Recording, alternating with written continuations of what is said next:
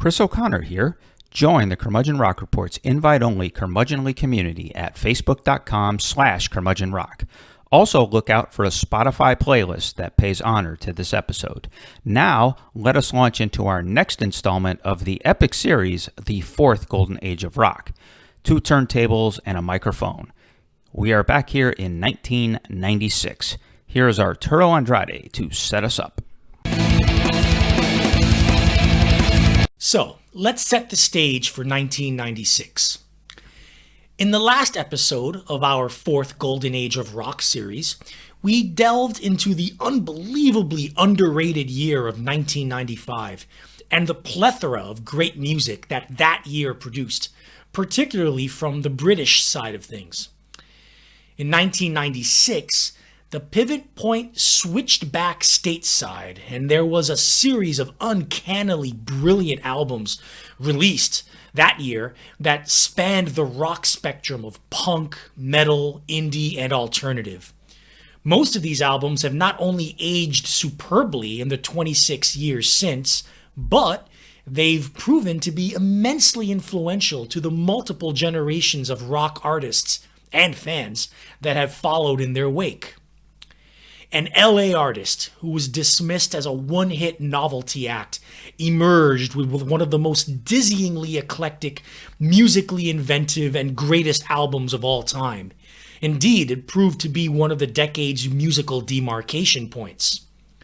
Another LA band had immense success with their debut album and established themselves as lovable geek rockers. Their second album, while a commercial flop on release, saw its critical standing rise astronomically in the years afterward due to a hardcore base of fans enraptured by its naked and emotional honesty, its off-kilter rhythms, and its punishing raw guitar sound. Enter, arguably, the first emo punk album. Out of the ashes of the alt-country band Uncle Tupelo, one of the 2 main singer-songwriters of that group emerges and announces himself as the next great American songwriter and his current band as the next great American band with a good old-fashioned double album classic. The bar is raised for the feminist punk riot girl scene when an ambitious young trio roars out of Olympia, Washington with a milestone album of innovative punk rock sound and fury, the likes of which had never been heard before.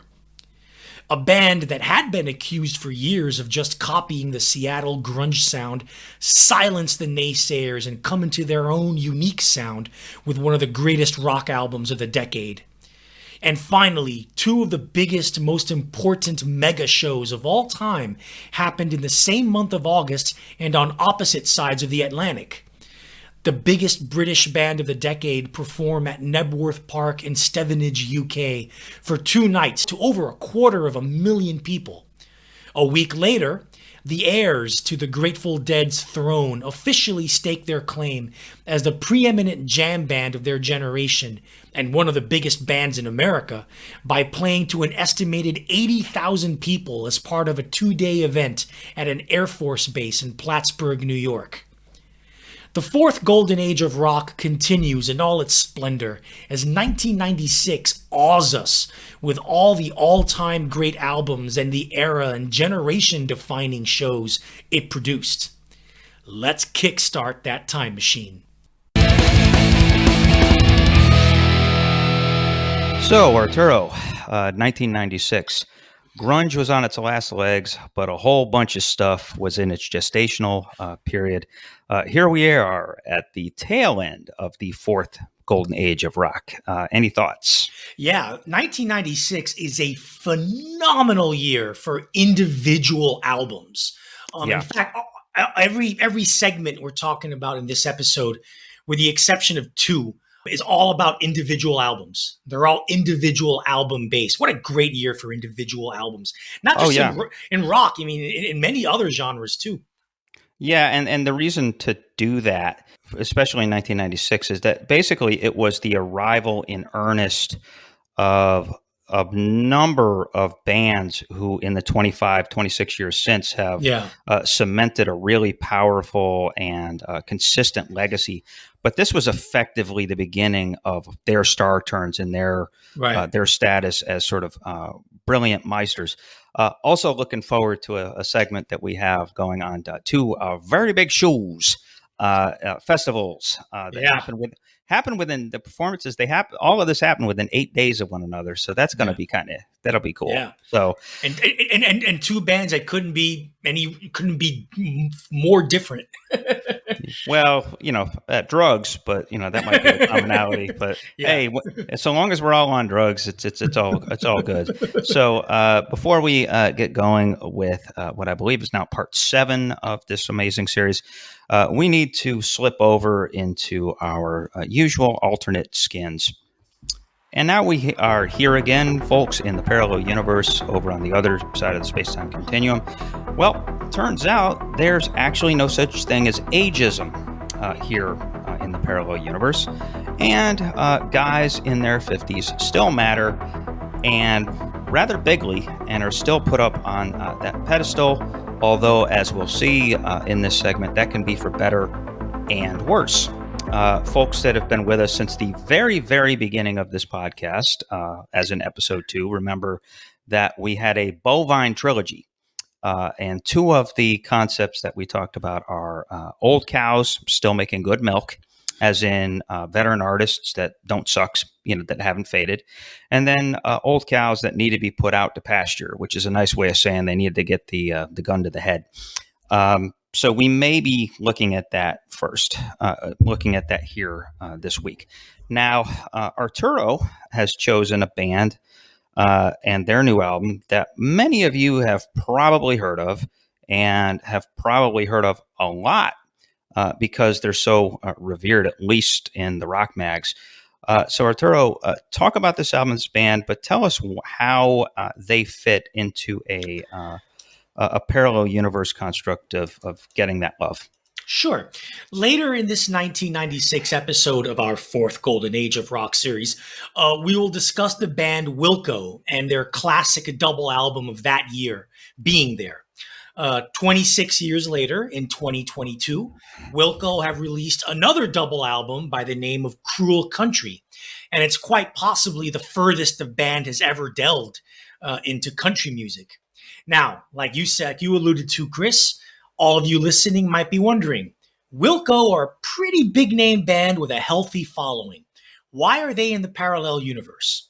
Well, in a parallel universe where rock music is still a vital pop cultural force and the best bands are the biggest bands, Wilco would be an institution on par with the Grateful Dead, or at least Neil Young and Crazy Horse. As it is, right now in this universe that we live in, Wilco are pretty much a cult band. They always have been a cult band. They still are, and they always will be. The only time Wilco came close to any kind of notoriety or mainstream attention was the controversy surrounding the Yankee Hotel Foxtrot album in 2001 and 2002. But after that, they went back to being a cult band. You will not find a casual music listener who can name a single Wilco song, much less a Wilco album. And then again, and also, who are Wilco's fan base? Wilco's fan base are music critics and hardcore music geeks like me and Chris. Yeah, pretty much. That's Wilco's fan base. That's not enough to come anywhere near like arena rock acceptance. Okay, so in a parallel universe where the best bands are the biggest bands and rock music were still a thing, Wilco would be in that Grateful Dead, Neil Young, maybe even Phish category. And that's why they're a parallel universe band. Well said. Yeah. Anyway, I mentioned the Grateful Dead.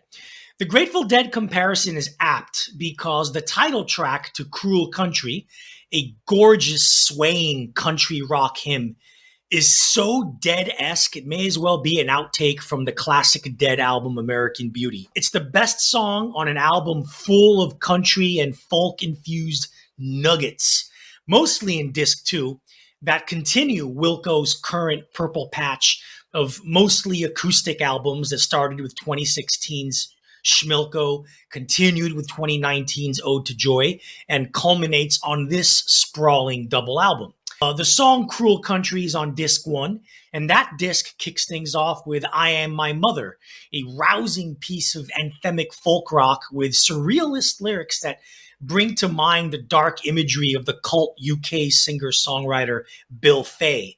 However, it's disc 2 where this album comes closest to approaching the status of greatness and where the country music kicks into overdrive.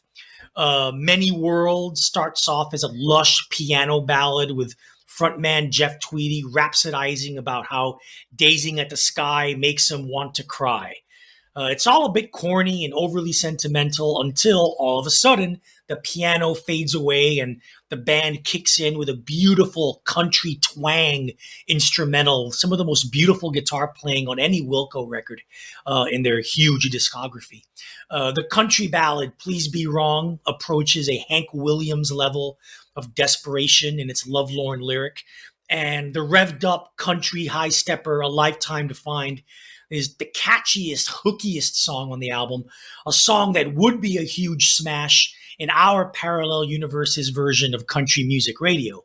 The album ends with the wistful folk ballad, The Plains, where we find Tweedy resigned to being a couch potato, probably due to the pandemic, and enjoying the view of America from his TV screen, declaring, there isn't any point in being free when there's nowhere else you would rather be.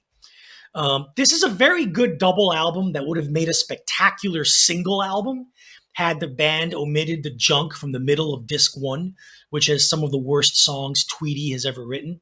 But hey, we have technology, right? We can make our own playlists.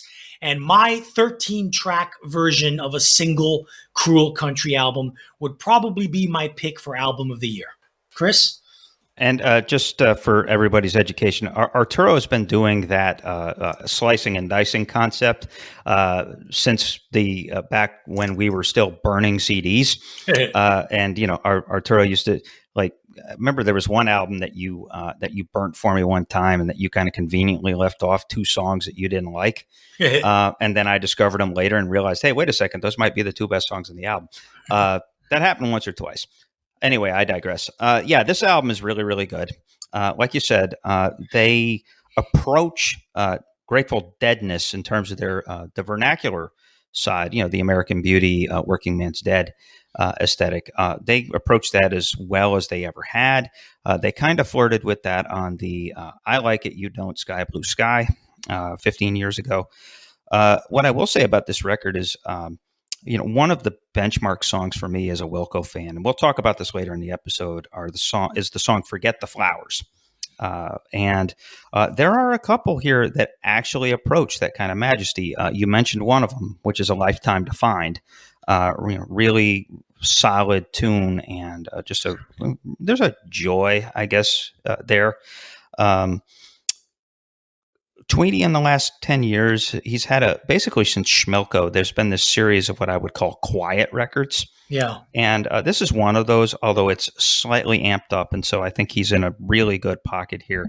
I'm also a huge fan of Country Song Upside Down, which is a very close cousin of Sunken Treasure from Being There. Again, stay tuned. We're going to be talking about that record here in a bit. It's a better song than Sunken Treasure, though. Okay, so now we go from a cow making really good milk to one that had been making really high quality milk, very high quality milk, and was probably the most consistent great rock band in America for over the last 20 years until now. Yeah. We're talking about the Drive-By Truckers and their album Welcome to Club 13. They must have had Prince on their mind because it's Welcome numeral 2 Club Roman numeral 13. Really disappointing volley. This is the 14th record from this band. They had been on a real hot streak lately with really politically incendiary records that were really focused and had focused rage on the increasingly strong stench of the rot here in America. And, there have been stretches. I mean, there was a stretch in the mid-aughts when Jason Isbell, who's become very popular in country and country rock circles, was in the band. There was a stretch where they probably were the best band in America. So I guess when when you've been on a hot streak, you're bound to have a middling entry, and this is it. Middling might be kind.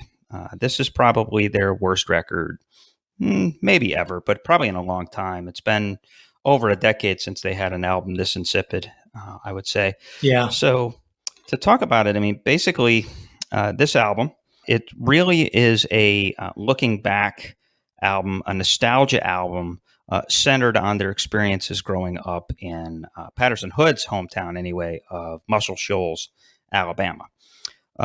Patterson's dad was a member of the famous Muscle Shoals studio band, David Hood, but the Muscle Shoals folks that worked with, I think, Aretha and the Rolling Stones and other well-known folks, I think the Allmans.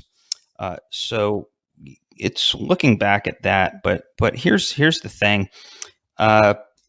Nostalgia albums are hard to pull off. There's a lot of bad ones. I've talked about a really good one several times on this podcast recently, Lucy Dacus's Home Video. This one is more close to, there's way more failures in the nostalgia genre than there are successes, and this is one of them. Welcome to Club 13. Really, it's kind of commits what I would consider the worst album production sin, which is 1, strong, consistent rhythm and tempo, 2, crunching, excellently recorded guitars, but 3, all of which drive boring, flat songs that don't convey much meaning beyond the singer's own memories. And, hey, Arturo, here's an album that's slow, boring, with no hooks that I actually don't like. So there you go. And so the 2 best songs on this album, I think, are both written by the number 2 songwriter, Mike Cooley, who usually only gets 2 songs an album. And so maybe it's a bad sign that when the 2 best songs on this record are both from Mike Cooley and not from Patterson Hood, that might be an issue. Which is really the saving grace. And we talk about those Cooley songs a little bit. He's got a petty-esque romp called Maria's Awful Disclosures. And he has a very proto-alt-country anthem called Every Single Storied Flameout, which proves that, yes, like a lot of these guys, they dug Uncle Tupelo as young men. And it really has, Cooley at his best has a nimbleness with lyrics, okay? Kind of this lyrical flow that, he can actually get sentences out of his verses. Like the verses become sentences, so we have those. Hood, I don't know. He's got a lot on his mind, and he's looking back. But why does it have to sound all so dull? I mean, that's the surprising part. Is yes, they have done looking back records in the past. Most famously, their most storied record, and I think their second best, Southern Rock Opera from about 20 years ago now. The weird part of this record is that the first track on this one, The Driver, very much resembles and pretty much steals from the beginning of Southern Rock Opera, with basically a riff with Hood in his pronounced Alabama drawl, giving a narrative of a memory of him growing up, and kind of an explanatory thing. But this one, it's it's kind of hard to decipher what the hell he's talking about. The title track, Welcome to Club 13. It is it's basically a memorial and a tribute to a bar in Muscle Shoals that the band performed at during its formative years when they first got together. But like I said, no hook, and it just sort of smiles at those good old days and good old times without conveying much more of a point. That fits into a long-standing tradition of rockers remembering a particular club or venue and song. Bruce Springsteen has done this about 12 times.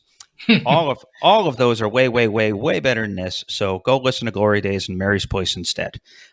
So now, I'm sure that Patterson Hood and Mike Cooley have a lot more yet to say, and they'll eventually get back to saying it a lot better. Here's hoping they return to reporting on the sorry state of the U.S.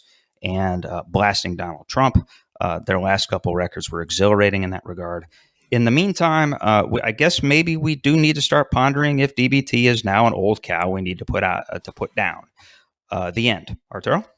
Yeah, give him one more album before we decide to put him out to pasture. As far as this album, all you need to know, I read an article in Mojo about the background of recording this record. Apparently, the band went into the studio with a batch of songs just to bash out and just put them on tape and then work on them later. Well, the band went into the studio with the batch of songs. They bashed them out, and they decided, we'll just put them out as is. Well, it turns out they should have worked on these songs a little more. Yeah, no shit. The band sounds tired. That's one thing I got a sluggish feel. The band sounds sluggish and tired. Yeah, and he does sound tired in his vocals. That's a good word for it. And the music is recycled because of this whole looking back on the past, writing about yourselves as young men. You know, they did this already when they conflated their youthful mistake days, when they conflated that with the Lynyrd Skynyrd myth on, Southern rock opera. And they've touched on this in other albums as well. So the Mike Cooley songs I think are not very good because yes, he's very wordy. I think his songs on this album were a little too wordy. I differ than you. I actually like his wordy songs because this has been a big thing for me lately. Is that I've like Nick Lowe is an example of this, but I've been really vibing on artists that can really just have this nimble way of expressing an entire complete thought, and the entire complete thought runs through, and it ends up being a verse. It's not quite the Dylan thing. Springsteen's pretty good at it, but it's that sort of, it almost like slinks through it. Adam Duritz is very good at it too. So, so that's the reason I like Mike Cooley, is because that just appeals to that weird part of my brain. I think Cooley's finest moment as a songwriter is the 2014 Drive-By Truckers album, English Oceans, where he writes most of the songs, and they're all really good. That's his finest moment as a songwriter, and I don't think it's this record. Oh no, I didn't say it was his finest moment. It's just, they're the two best songs. His finest moment is "Marry Me" from Decoration Day. I love that song. Yeah, great song. Yeah, but this is a Truckers album that should have been worked on more, or should have been left to bake a little more in the oven. So at its heart, our show captures the kind of windy-bendy yet somehow organized conversation that you would have heard in a living room in Astoria, Queens back in 2000 and commits it to quote-unquote tape. I now live outside of Houston and Arturo lives in South Korea. So we are a worldwide affair, which means we truly do try to rock your world. Anyway, on the Curmudgeon Rock Report, we do not do hot takes. We do honest takes. And we strive for the kind of depth and staying power that makes us just as relevant 2 years from now as it does today. We like to say we host the podcast made just for you. This belongs to you. Well then, who are you? You are the rock geek iconoclastic outsider looking for safe haven in a world where rock no longer predominates. Well, it sure as heck does on the Curmudgeon Rock Report. We not only celebrate the music, we live its majesty in full color and at full force. And we'd like to think that there's a good chance you'll learn some stuff you never knew before along the way. Think we're full of crap? Drop us a line at curmudgeonrock@gmail.com. Have your own passionate thoughts? Become a member of our invite-only curmudgeonly community on Facebook at facebook.com/curmudgeonrock.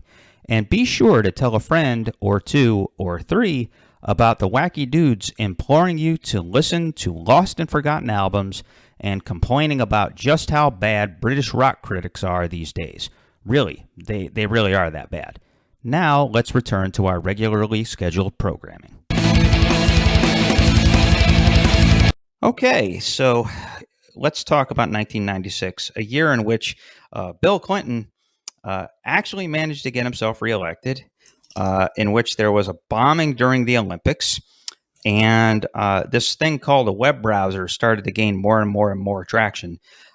Coincidentally, Internet Explorer was just put out of its misery this week, but so that kind of harkens back to 96. Anyway, within all of this, we had the bursting into the limelight of several amazing careers, and we're going to start with probably the most striking and inventive and sort of most paradigm shifting record, arguably, of this period from Mr. Beck Hansen, who at the time we thought maybe a one-hit wonder after 1994's Loser. Nope. And so set us up, Art.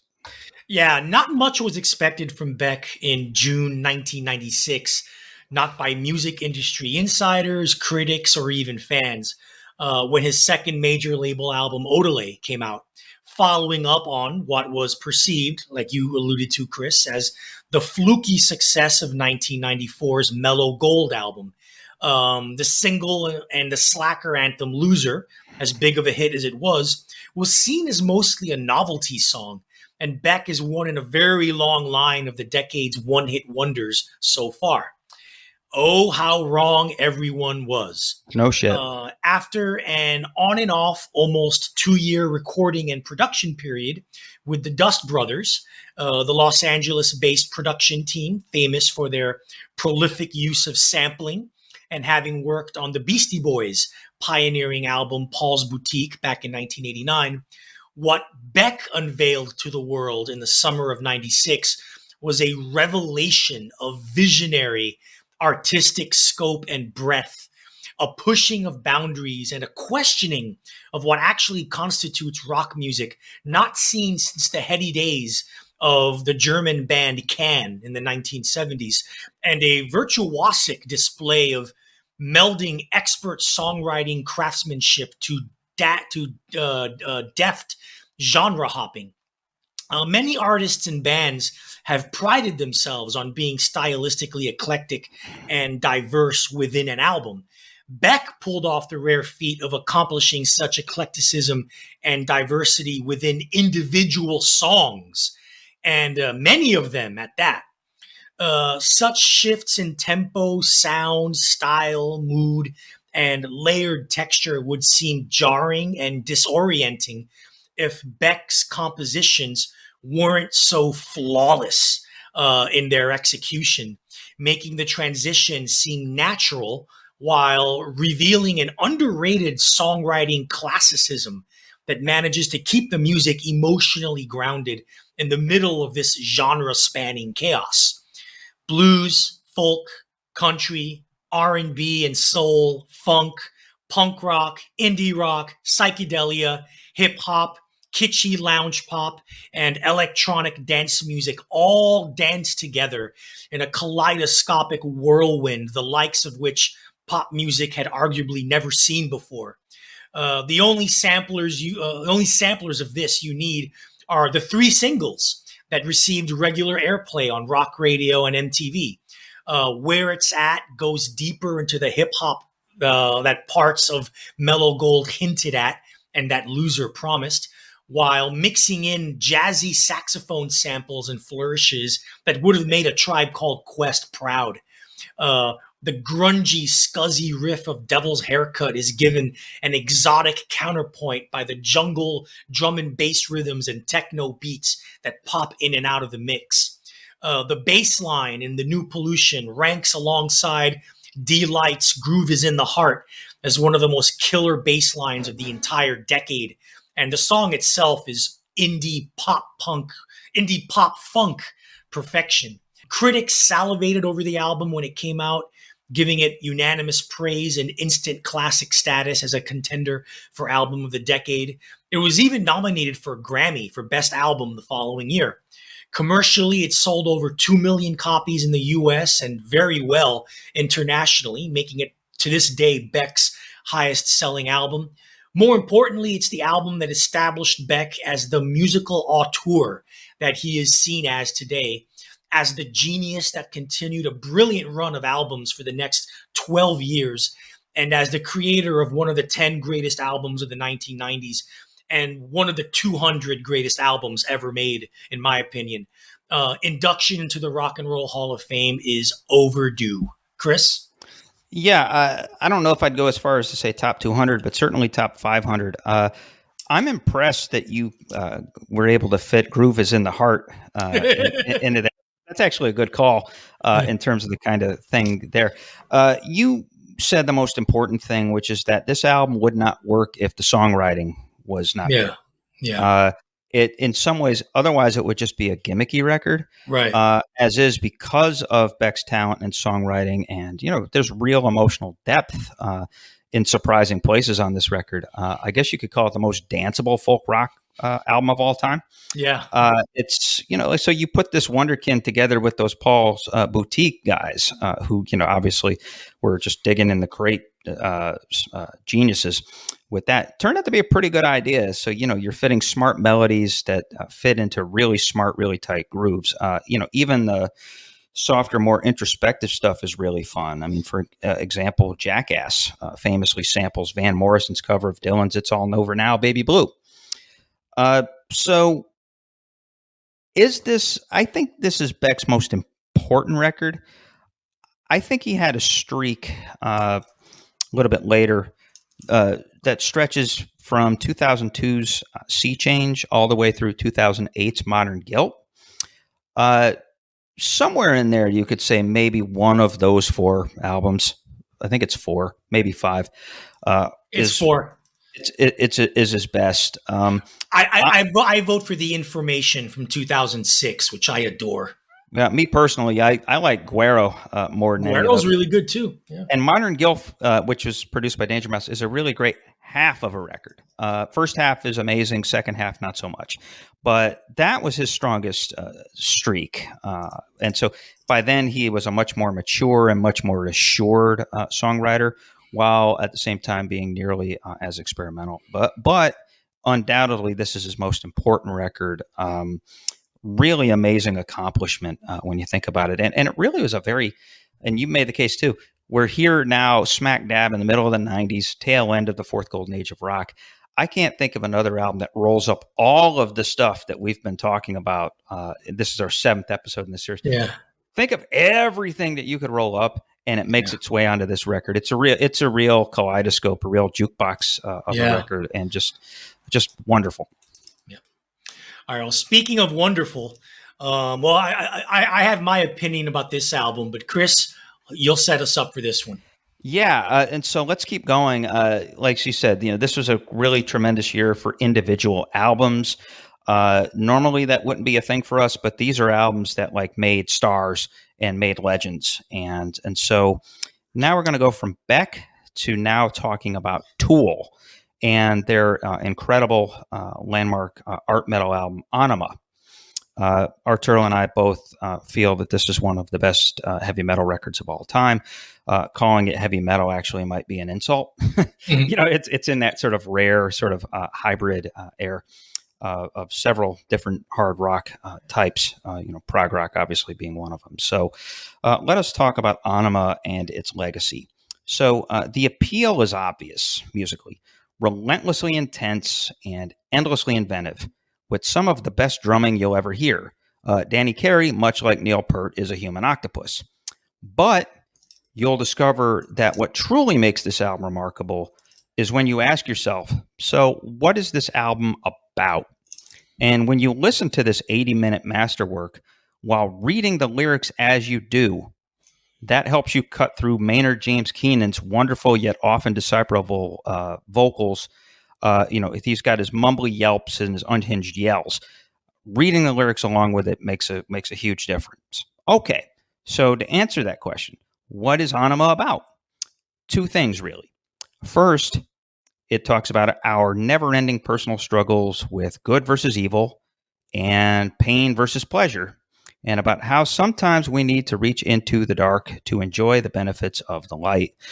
Keenan, in introducing the song H at several times during his tours in 96 and 97, actually explained that as the good versus, the angel and the devil on the shoulders. So that's kind of what he's going for. And the second theme is the value of a psychedelic experience. Yep.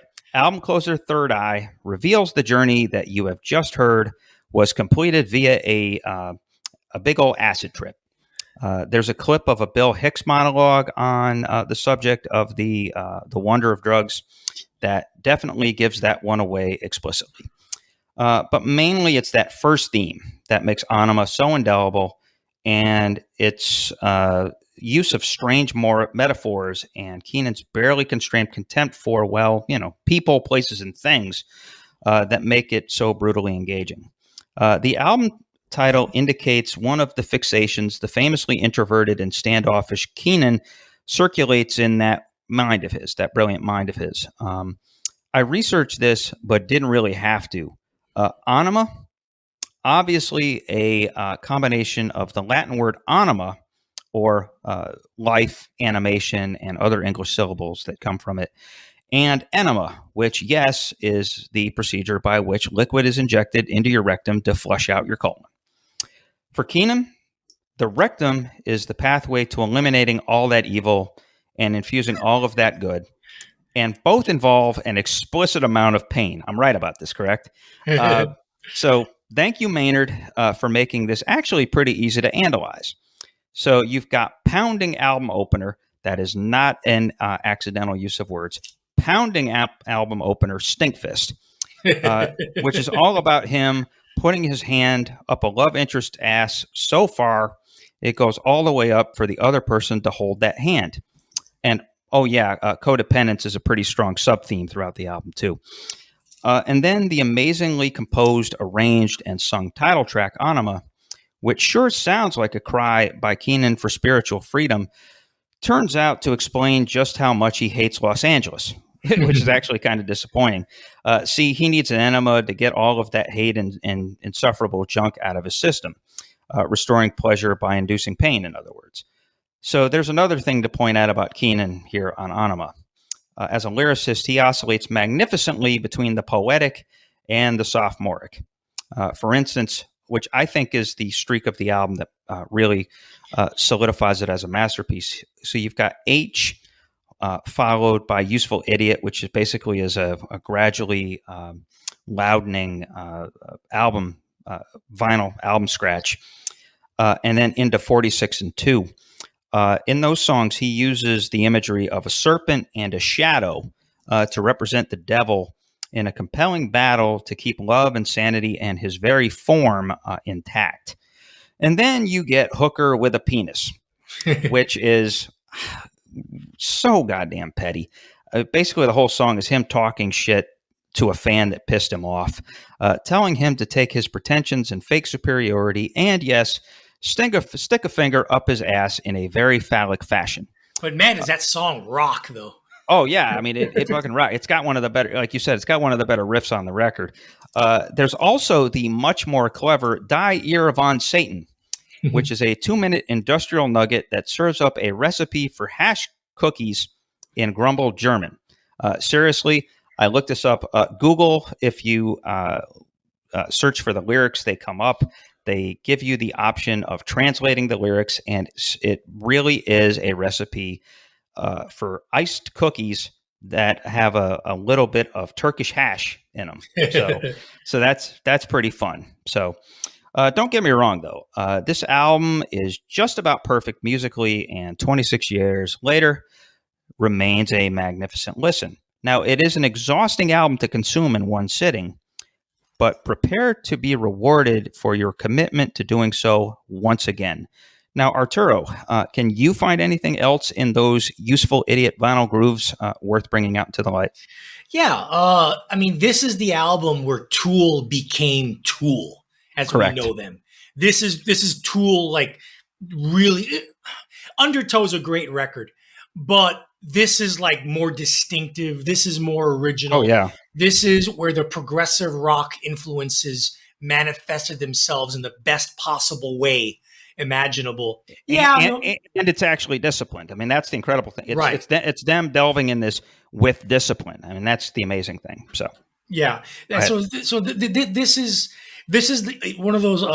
It's a prog metal album to end all prog metal albums. Indeed. I can't think of a single prog metal record after this one that's anywhere near as good. Like, Tool did prog metal so good, they destroyed progressive metal for all other bands to follow.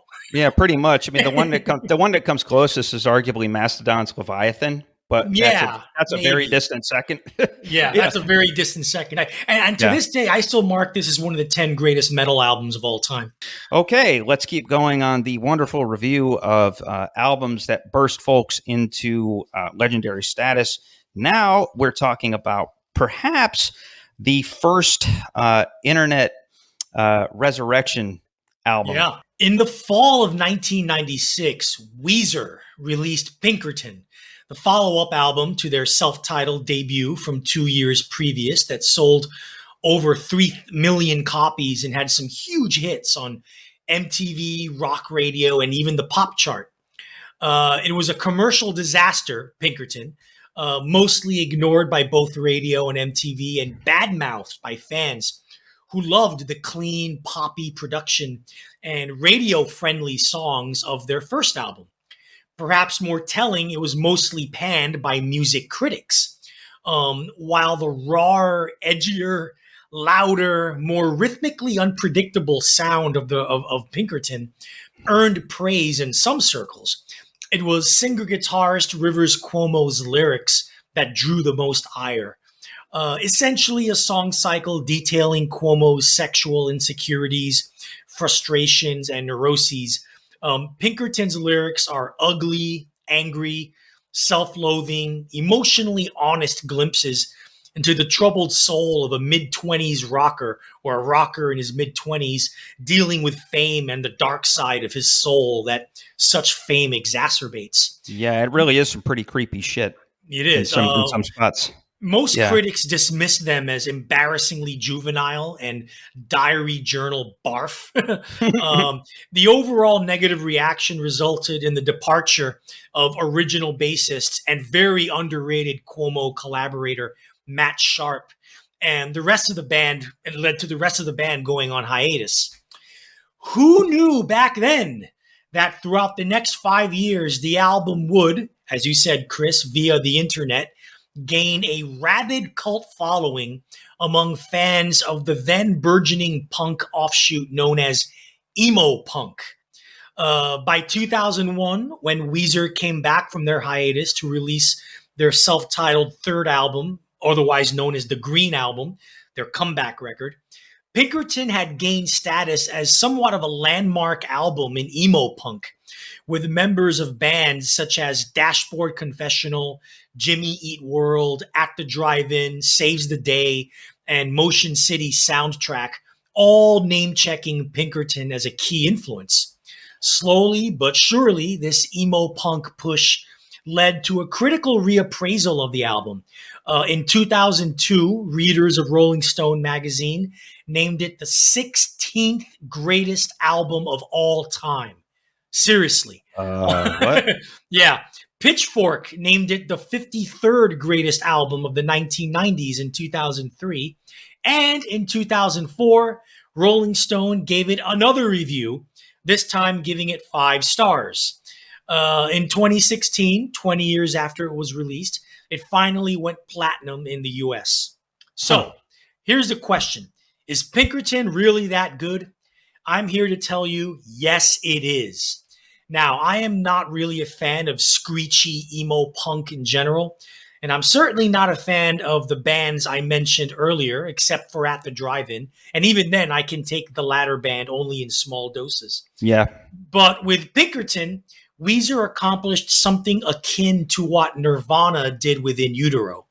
They followed up a hugely successful major label debut with a cathartic blast of unsettling, sometimes even disturbing, raw, ragged, emotionally searing rock and roll that really could not be or can't be denied in its sincerity and authenticity. What critics back in '96 dismissed as lyrically awkward and immature is actually brave, unflinching self-examination that's occasionally delivered with flashes of humor. Why Bother screams out of the speakers like The Who circa the mid-1960s. Getchoo is gloriously dissonant and heavy. El Scorcho rumbles along like a much heavier version of Pavement. And Pink Triangle's tale of falling in love with a lesbian could easily be trite and maybe a bit offensive, but actually comes off as endearing and somewhat touching. No, it is not the 16th greatest album of all time, but it certainly is one of the greatest albums of all time, easily one of the best of the fourth golden age of rock, and, at least in this curmudgeon's opinion, easily Weezer's best record. Chris? Yeah. Who knew when this album came out that we'd be here a quarter of a century later looking back at this fourth golden age and saying this is one of the most important releases during that? Because, like you said, it was an emo punk forerunner. Interestingly enough, all of those bands that you mentioned, They all suck. no, well, a couple of those. I like Saves the Day. I actually kind of like Fall Out Boy, a few of those. But interestingly enough, Rites of Spring and Texas is a Reason are much more influential on today's baby emo bands. One of the best of these bands, by the way, my old editor Matt Malucci. Hello, Matt. His son Dante, 19-year-old kid, his band Anxious. They're actually very good. Surprisingly great drummer for being a young kid. Not Dante, but his drummer is really, really good. They actually cite Rites of Spring and Texas as a Reason as their primary influence, and so they go to the heart of the matter, and which is funny. By the way, we covered the Rites of Spring album many episodes ago in our Vault segment. Yes, we did. Superb record. It was actually on number 2 on Rolling Stone's list of the greatest emo records ever made a while back. Anyway, so to talk about Pinkerton, I didn't quite get it when it was released. Obviously, I was a huge fan of the Blue Album, which is basically just like perfect pop, kind of power pop rock. This one comes out, like you said, much more jagged, much more raw, much weirder. I immediately back then I loved Tired of Sex and Getchoo. Getchoo's like maybe my favorite Weezer song, maybe their best song. Love it. But then for me, it went way downhill at the time. Maybe I wasn't ready for it. About a decade later is maybe I was more emotionally developed. I mean, you can vouch for this, Arturo. When I was 22, I might as well have been 11. Same thing with me. Yeah. And so I think once I finally caught up to actually being akin to a 22-year-old, then I started to get it. So like I said, there's Getchoo. But to me, like I said, the song that really sells the record is Pink Triangle, which is a really catchy, very well written, very well constructed song, and is probably the best lament over losing a girl to lesbianism ever written and that I've heard. It's actually, these days, I mean, I guess a lot of guys, sometimes we all have dreams of our wives or girls, all of a sudden playing for the other team. I've had friends that's happened to. And so there is a poignancy when that happens because, you can't really be that mad. I'm just trying to think about it empathetically. You can't really be that mad. Your wife is deciding to be who she wants to be. Let's move on to, again, album after album after album, but these are all hugely important records that deserve conversation. So Arturo, what's on my mind? What's on your mind is the band we talked about earlier in our parallel universe, Jeff Tweedy and his band Wilco, their second album, Being There, which is a double album classic where Tweedy announces himself as the next great American songwriter and Wilco is the next great American band. Chris, take it away. Certainly they did. So let's talk about Being There and about Orthodox rock in 1996. So rock and roll in 1996 was on the verge of becoming something else. A couple years later, the biggest arena acts in the country were Jay-Z and DMX.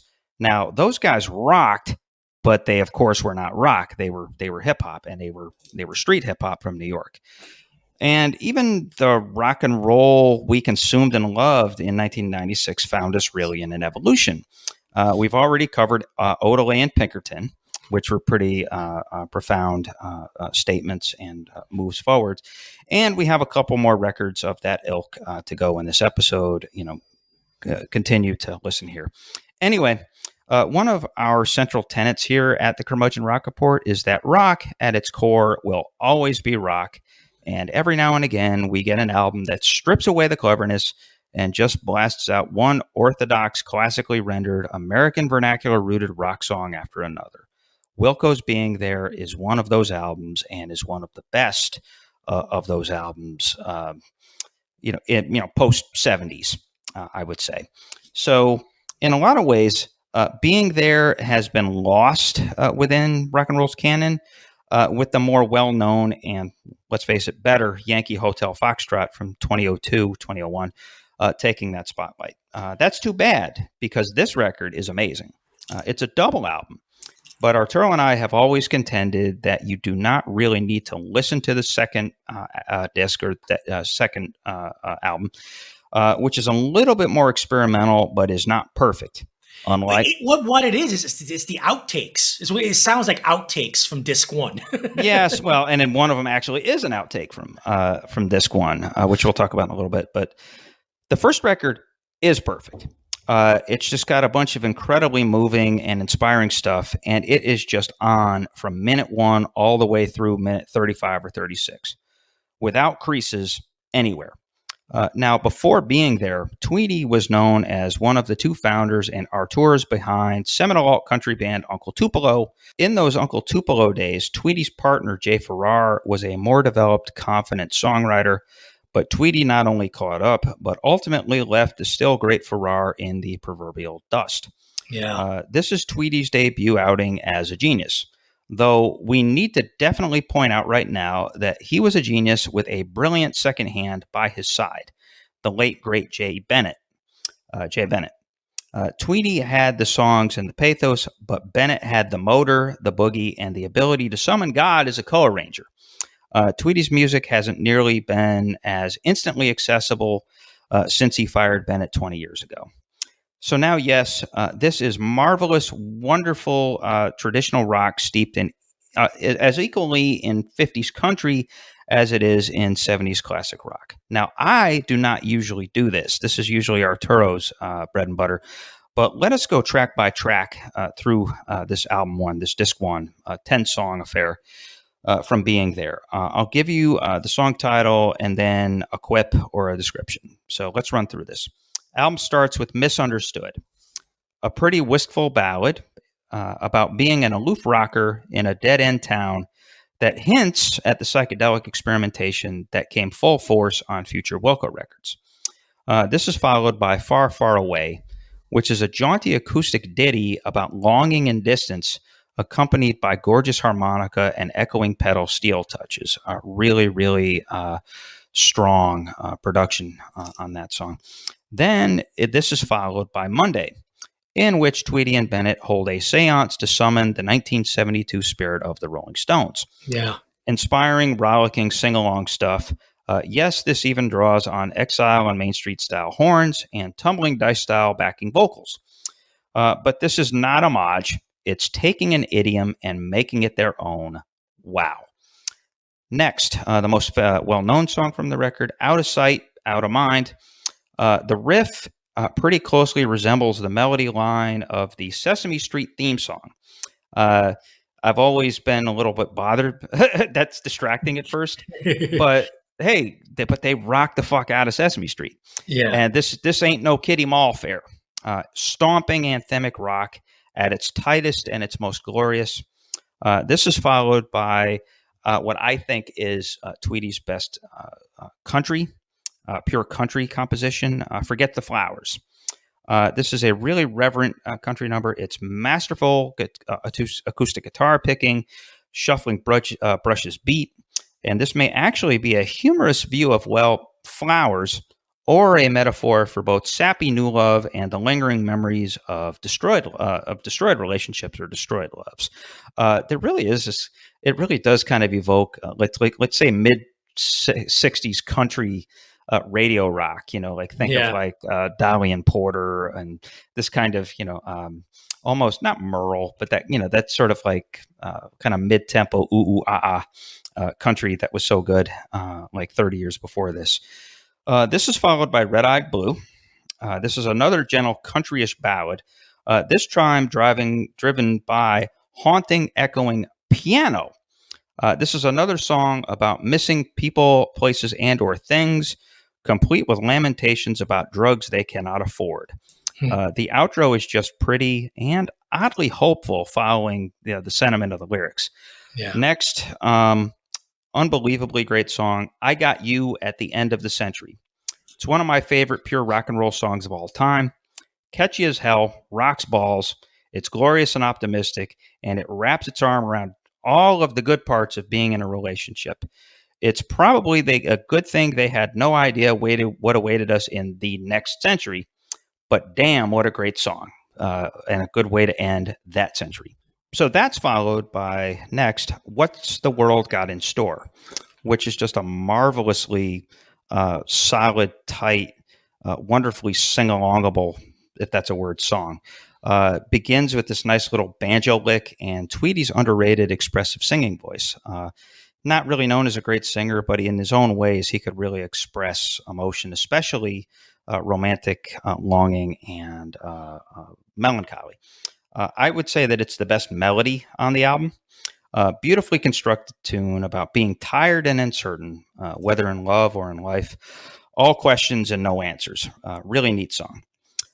Number 9 is Hotel Arizona. This is a really kind of a cool, it's like kind of like the weirdest song on the record in some ways, but really cool. It's definitely haunted by organ and harpsichord and sung desperately by Tweedy. Hopping along a bouncy hypnotic rhythm. Here, Tweedy reduces the mysteries and anxieties of life to the confusion of a suddenly abandoned rock star. And then this disc ends with the unbelievably gorgeous Say You Miss Me. It's a perfect rock and roll example of how a well-placed ooh, ooh, ooh, as in ooh, ooh, ooh, can elevate a song into one that penetrates your heart and makes you feel all the feels. Sounds lonely, feels lonely because Tweedy and Bennett are lonely. And it is a wonderful and one of the better odes to loneliness of this era. So there you go. Amazing disc with a lot to say. Listen closely or you might miss it, which is actually challenging because of how majestic this music and these melodies and harmonies are. Let's not totally dismiss the second record, by the way. Highlights there are the haunted opener, Sunken Treasure, a peppy piano take on Out of Sight, Out of Mind. The title of this one reverses the noun, so now it's Out of Mind, Out of Sight. And again, it's very peppy and it's piano driven. And then you've got Kingpin, which is a slow, sly pile drive of a sex romp that cribs very much from Up on Cripple Creek, but at least it does it well. With the clavinet featured prominently. So Tweedy and Bennett would go on to make a couple more records, even better and definitely more cohesive than this one, in the sense that they were single albums, not double albums. But for 1996, being there was very special because it proved that the traditional could still stand alongside the trickier stuff. This train was never leaving the tracks completely. It was never going to be left completely at the station. There. Arturo, what's your take on being there? Yeah, I mean, if disc 1 were a standalone album, we're talking about one of the 10 best albums of the 90s and one of the greatest albums of all time. Yes. As it is, this period of Wilco is probably my personal favorite because, I mean, yeah, they would do better albums, but this period of Wilco, for those of you out there who haven't heard early Wilco, imagine if early 1970s Rolling Stones and Neil Young got together, had children, and those children became consumed by Big Star and the Replacements. And they also had Fleetwood Mac's Gift of Melody. Yeah, and Fleetwood Mac's Gift of Melody. Yeah, that's what early Wilco is all about. What are for me the reoccurring lyrical theme of this album is wanting to get out of where you are. Yes. Whether it is physically or emotionally. And there's a lot in common between that theme and what Oasis on their first album, Definitely Maybe, and what do early Wilco and Oasis have in common? Big freaking melodies, big freaking riffs, and hum-along, sing-along songs. Indeed. So anyway, yeah, this is a classic, one of the best albums of the fourth golden age of rock. Now, we move on to another of the greatest albums of the 90s in the fourth golden age of rock. And we're going quite different. 3 episodes ago in this fourth Golden Age of Rock series, we talked about the feminist punk riot girl scene that launched from Olympia, Washington, thanks to bands such as Bikini Kill and Bratmobile. There were 2 other notably less successful bands from that area at the time, named Heavens to Betsy and XIII. As those 2 bands dissolved by the mid-1990s, the singer-guitarists from both of those bands, Corin Tucker from Heavens to Betsy and Carrie Brownstein from XIII, got together to form an exciting new kind of power trio by the name of Sleater-Kinney. Named after a street in Lacey, Washington, Sleater-Kinney Road, the band was immediately a game changer in the riot girl scene. Heavier, rawer, and more rocking than any of the other bands in the area, they also brought together 2 aspects that Riot Grrrl was not accustomed to seeing: tight songwriting with melodies and hooks, and accomplished, even ambitious musicianship.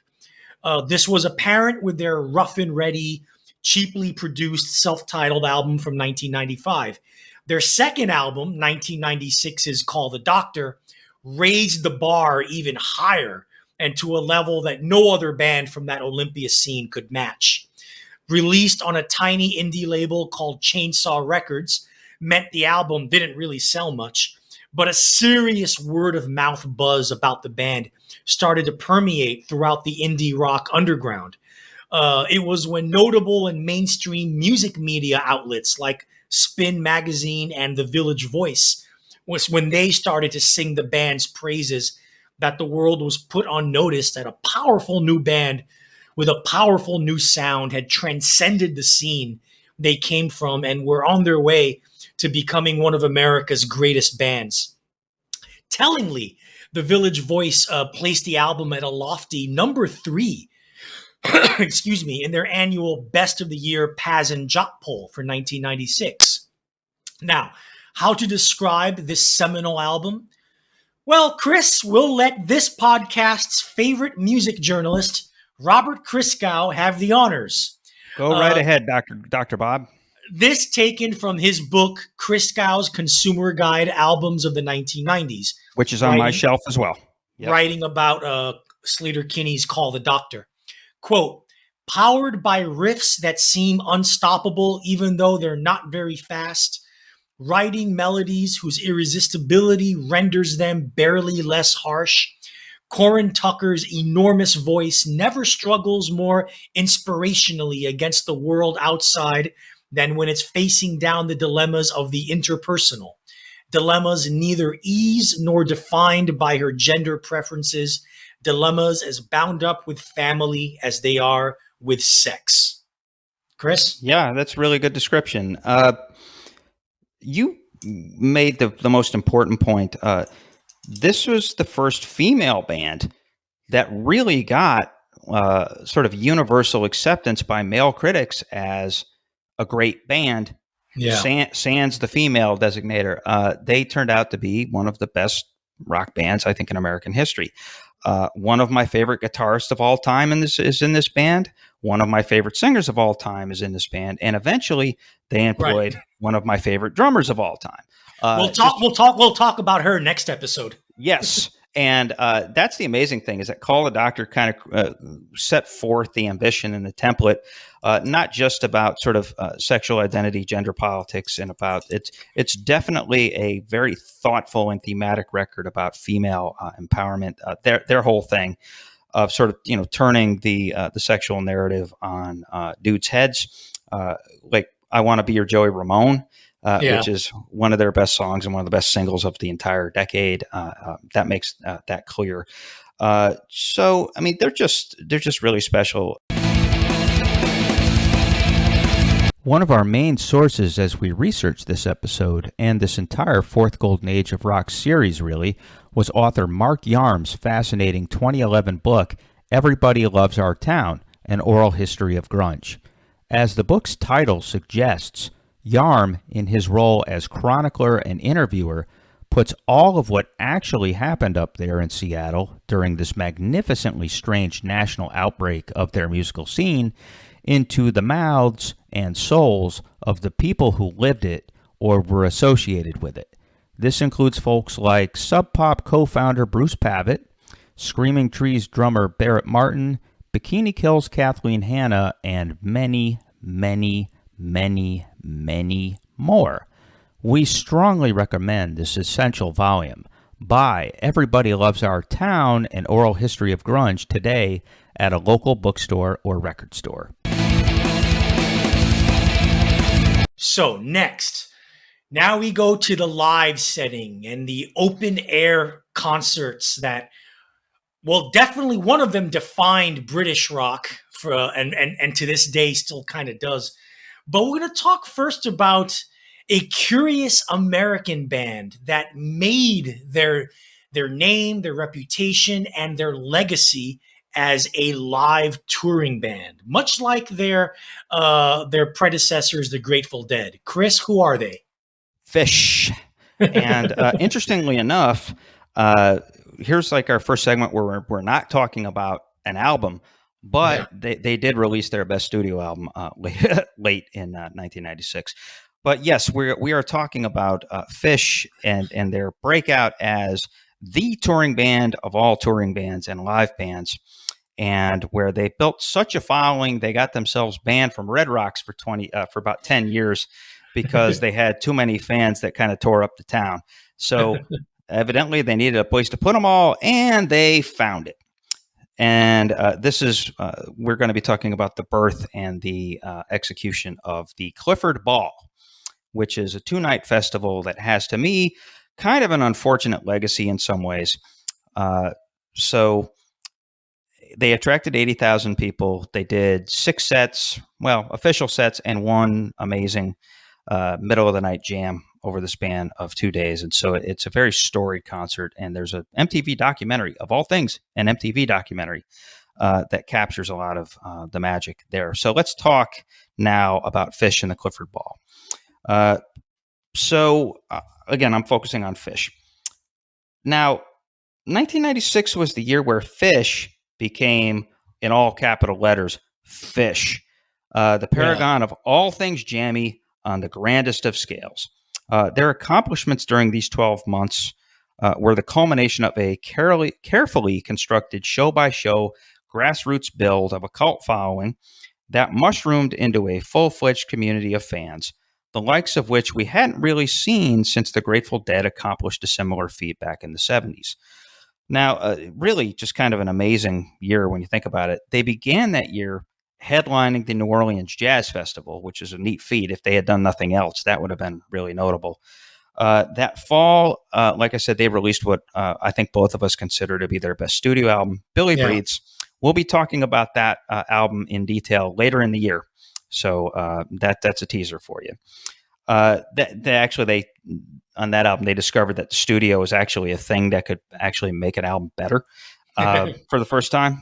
And then finally, that Halloween, they in concert covered the entirety of Talking Heads' Remain in Light. Seek out that tape. It was amazing. And then there was the Clifford Ball, held, I believe, August 16th and 17th of 1996. It's the event that made their explosion into popular consciousness unmistakable. They also proved that a single band not named the Dead could pull off a multi-day event of this size in America. It's been done by several bands since. Where did this take place, this Clifford Ball, Chris? Yes, it took place in Plattsburgh, New York, which is the north. Where is that in relation to Syracuse? Okay, so Plattsburgh, New York is in the upper northeast corner of the state. It's about 4.5 hours, 5 hours from Syracuse. It made sense as a location for Phish because it's a skip, jump, and a hop away from Burlington. It's on the Vermont. It's on the Vermont border. Burlington is about 45 minutes away from Plattsburgh, and Vermont is Phish's home base. Yes, Burlington. That's where they went to college. That's where they kind of cut their initial teeth there in the mid and late 80s.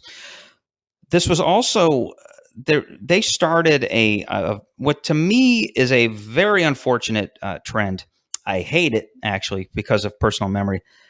They figured out that a decommissioned military base or an airport could be a wonderfully convenient place to hold a festival. And so they did this at similar venues for the next 4 or 5 years.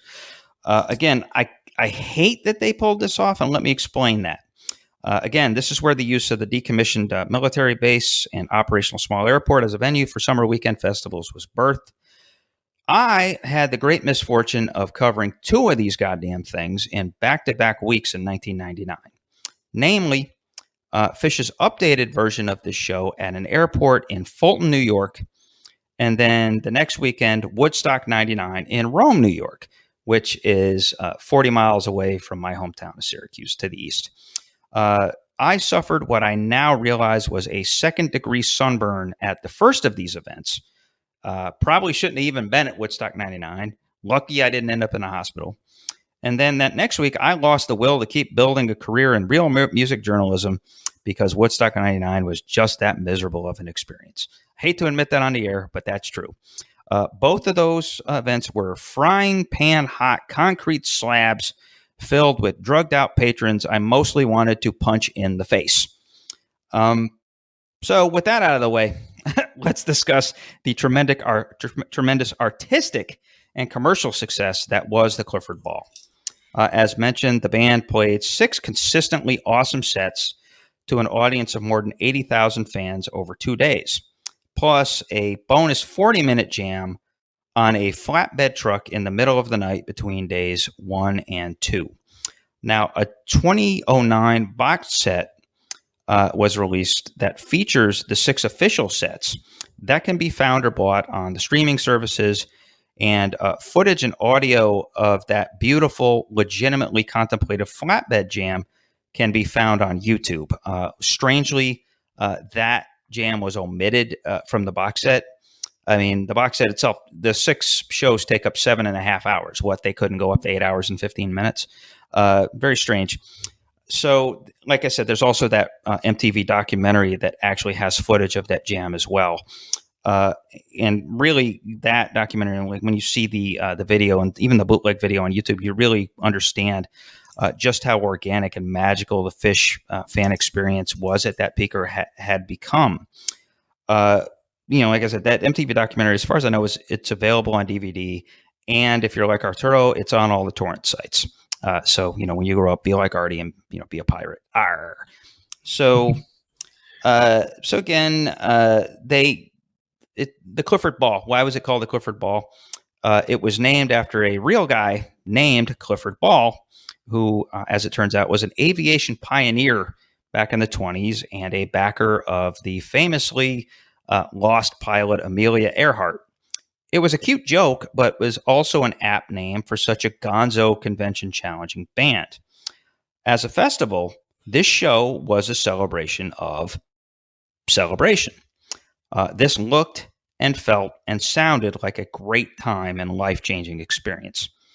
The fact that Phish was at its absolute peak as a band helped matters tremendously as well. Set 1 on day 1 began with the gnarly riffs and snarls of Chalk Dust Torture from the album A Picture of Nectar. Set 3 on day 2 ended with Harpua, which was a popular live staple of the band. That's a very good example of white boy funk done well, and also of mid-song stoner stream of conscious narrative. It's ridiculous, it's dopey, and it's entertaining as hell. It makes people smile, and Phish made sure to send all those fans home happy. In between those songs, we got awesome covers of Edgar Winter's Frankenstein, The Beatles' A Day in the Life, which is actually really earnest and really pretty and really well done, Amazing Grace, and maybe the biggest surprise of the entire festival was a beautiful little 3-minute cover of David Bowie's Life on Mars. Yeah. That is not kitschy. It actually is earnest and intense, and just a straightforward, reverent take on the song by Trey Anastasio in his vocals. The highlight of that weekend, though, was that unannounced flatbed truck jam. Strangely, again, not included in the box set. This is the closest thing that well-known guitar god Trey Anastasio and bassist Mike Gordon came to embodying the spirits of Jerry Garcia and Phil Lesh, whose onstage jams together during the mid-1970s are absolutely legendary. Trey and Mike's disciplined, lovely synergy, which, like Garcia's and Lesh's best stuff, hits on some Middle Eastern mystery. It must have been something to behold for the attending fans on the spiritually heavy back end of their mushroom trips. Can you imagine, kind of fading in and hearing this thing while seeing these guys on the trucks? Yeah. Wow. So the video is ultimately what sells this thing. Now we see the band members perfectly and stoically balanced on the flatbed as it rolls steadily and surely. Yeah, it is kind of amazing. No knees buckle in the entirety of this performance. They're accompanied by policemen on horseback on either side of the truck. And to the band's right, I want to say, they are joined by a procession of adoring fans whose faces clearly reveal they know how special this experience was and always would be in their lives. I'm sure here, 25 years later, some of those folks that attended will still talk about that and still have fond memories. Anastasio in this jam, he doesn't quite capture Garcia's guitar tones, but he does come damn close. We learned years later, by the way, that was not a stretch to imagine, because Anastasio actually did replicate Garcia's guitar tech when he joined the Surviving Dead members to basically play Garcia at an anniversary show. I believe it was the band's 50th anniversary concert. And so for the next several years after this, this Airbase Festival thing became a summer tradition for Phish and its legions of fans, albeit under different names. The most famous of these was the Big Cypress Show in Florida on what I like to call Y2K Day in 1999, New Year's Eve 1999, when we all thought that the clocks were going to fuck us all up. They didn't. I have a friend of mine who actually went to that show, describes it as the best sunrise of all time. Anyway, unlike a lot of other festivals, they did have the good sense to preserve the name of this single event for all eternity. Unfortunately, Phish would never be this great again. That 1999 festival performance I mentioned there up in Fulton, New York, it sucked. By then, the band's jams had devolved into bass-driven drivel that aspired to reggae but achieved only boredom and confusion. This is probably when Anastasio was under the grip of his various drug addictions, and as we know, a year and a half later, they went on hiatus. But we cannot tell the story of 1996 without covering the phenomenon that was Phish. The Clifford Ball was truly special. Oh, as was Oasis's performances on August 10th and 11th, the week before at the famed Nebworth Festival in the UK. I just want to make a couple of notes, and then I'll kick it over to you, Arturo, just to set up the Oasis part of this. So a double album commemorating these Nebworth performances was released last year. The band, they played the exact same set both nights, and the album selects what the band felt was the better of the two versions of each song. Doesn't matter. These were astonishing performances, and just like you said, absolutely era-defining. That band was so goddamn good in 1996 that even when there was no roof on the place and they played before a giant field of place, they still blew the fucking roof off the place. They also made their cultural connection to the Beatles crystal clear with a marvelous romp through I Am the Walrus to close out the set, and throwing in a cheeky interpolation of Octopus's Garden into Night 2's set. Whether that was reverent or wise-ass doesn't matter, just great. Arturo, take it from here. Give us a thought about Phish and then roll us into Oasis. Well, with Phish, here's the thing. You really, really cannot talk about the swelling of Phish's fan base, and it wouldn't have been possible without the help and the use of the nascent internet at that time. That was a huge Fishnet or Fish.net, whatever it was called. Yeah, I remember that. Yeah. That was, the internet played a huge part in the swelling of Phish's fan base, from being a band playing theaters in 1993 to playing Air Force bases in 96. And the middle of the 90s is when the internet took off. Another thing is that these giant multi-night single band, Phish was the only band playing in these festivals, a one-band festival. These festivals that Phish put on in 1996 in Plattsburgh, New York, both in 1997 and 1998 in Limestone, Maine, and the one you went to in 1999, they kind of like laid the groundwork for what we now know as the massive annual festivals like Coachella and Bonnaroo. Yeah, without these Phish shows, there probably wouldn't be such a thing as Bonnaroo. Yeah, Phish taught these people how to put on Coachella and Bonnaroo. Yeah. So it starts. So whether you like or dislike those festivals, Phish is really responsible for that. Yeah. Now back to Oasis and their massive 2-night open door festival in a small town in England called Nebworth, in what's called Nebworth House. It's basically like a manor and a gigantic fucking field. Mm-hmm. The other generation-defining, era-defining outdoor 2-day concert event, Oasis played to even more people, way more people than Phish did, with roughly 135,000 paying customers attending the first night and 145,000 paying customers on the second night. Those are whopping numbers, and even more whopping when you consider that over 2.5 million people applied for tickets, meaning they could have sold out the concert ground of Nebworth House 20 times over. Yeah, basically they could have sold out Manhattan. Yeah, it's incredible. These shows, and they were more than shows, they were more like an event, did a few things. First, they coronated Oasis as by far the biggest British band of the decade and one of the biggest bands in the world. Second, the enormity of the shows being a product of the titanic and nearly unprecedented commercial success the band had at that time. They marked Oasis as likely successors to the Beatles on commercial, artistic, and pop cultural levels. Now, this all sounds ludicrous now, but it was not far-fetched at the time. No way. UK was in Oasis fever for about 2 years. And Europe, too. Yeah. Continental Europe. Third, as pointed out with great insight in the 2003 Britpop documentary Live Forever, the Nebworth shows served as one big coming out party for British indie rock in general. Remember, Oasis started out as a ragtag indie band on Creation Records, one of the hippest independent labels of all time.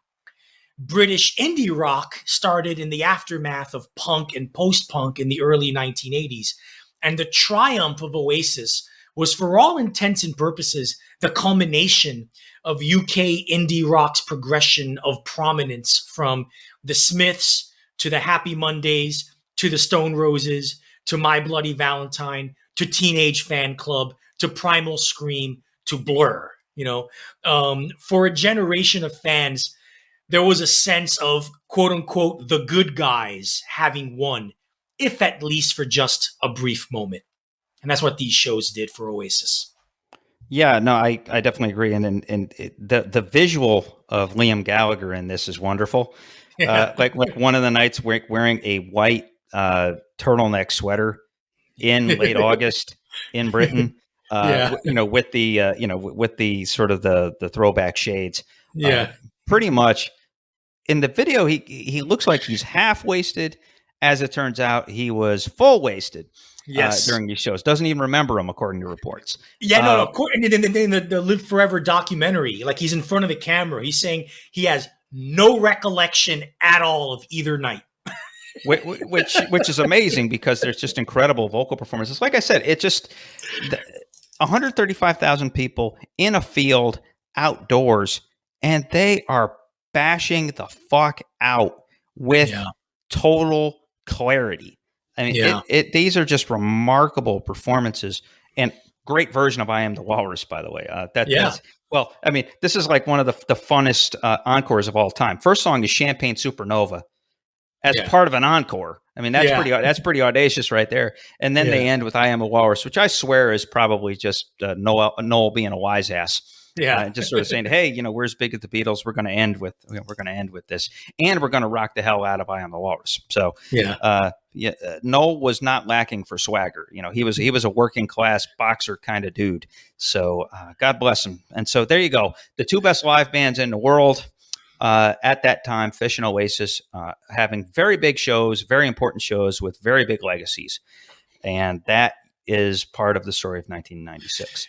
As is the emergence of one of the great underground and or sort of neo-psychedelic bands of the era. This is the sort of the breakout and dawn of the Brian Jonestown Massacre, one of your favorite bands, correct, Arto? Yeah, and not lacking for swagger himself, Anton Newcomb. Nope.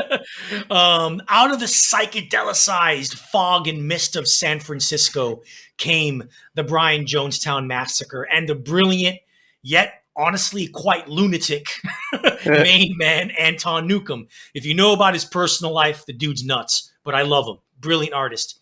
Now, rock and roll has always been self-referential. Throughout rock's history, wearing your influences on your sleeves is more often than not a badge of honor and not something to be derided for.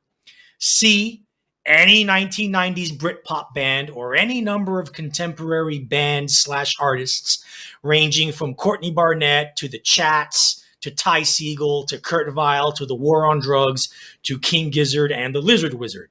However, it's rare when a band comes along and pilfers the past in such an effective, effortless way that they not only manage to craft their own unique sound out of it, but they manage to alter the way the listener thinks about or listens to music of the past. That is a very special gift, and Anton Newcomb's Brian Jonestown Massacre flaunted that gift in not one, not two, but 3 albums released in 1996. Like one music critic once noted, Anton Newcomb does the 1960s better than the 1960s ever did the 1960s. That's a great line. Yeah. These albums are notable for a few reasons.